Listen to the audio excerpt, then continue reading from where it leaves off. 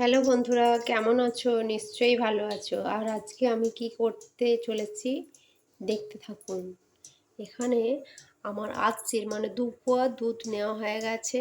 দুধটা বসিয়ে দিয়েছি, অল্প আছে দেখুন। আর এখানে আমি 50 গ্রামের মতো বাদশাভোগ চাল নিয়েছি, আর একটি তেজপাতা নিয়েছি, আর এখানে নিয়েছি নলের গুড়, যেটা ভিরি বলে, সেটা হবে 200-250 গ্রাম হবে। সেটি নিয়ে এভাবে তৈরি করি জিনিসটা। দেখুন,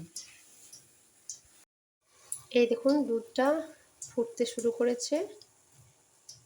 এরপর আমি চালটা দিয়ে দেব। এই দেখুন আমার তেজপাতা আর চাল আমি দিয়ে দিয়েছি, দুধের মধ্যে দিয়ে দিয়েছি। তারপর দুধটা ফুটতে আরম্ভ করবে আবার। আর এই চাল বেশি দিন কিন্তু বাড়িতে থাকে না।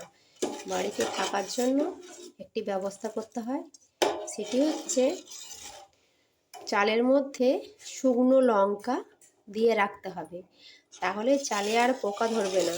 না হলে এই চালগুলোতে খুব পোকা ধরে যায়, পোকাতে খেয়ে নেয়।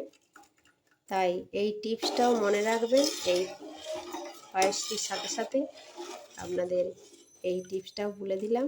রান্নাঘরে তো সবাইকারই চাল থাকে, দেখবেন।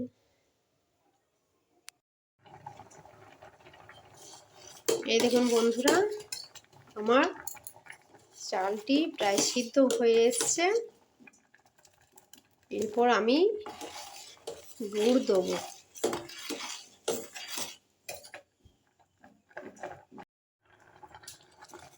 এই দেখুন গুড় দেওয়া হয়ে গেছে। ওর কালারটি দেখুন চেঞ্জ হচ্ছে আস্তে আস্তে। কি সুন্দর কালার আসছে। একবার খেলে বারবার খেতে ইচ্ছে করবে। একবার বাড়িতে তৈরি করবেন, দেখবেন।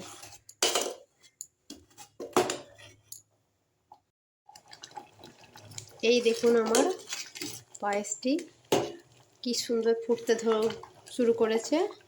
এই দেখুন, এরপর এইটাকে আমি নামিয়ে ফেলবো। দেখুন কালারটি দেখুন,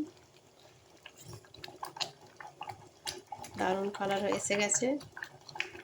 এরপর খেয়ে দেখতে হবে। হয়েছে বলো? Excellent, excellent, beautiful.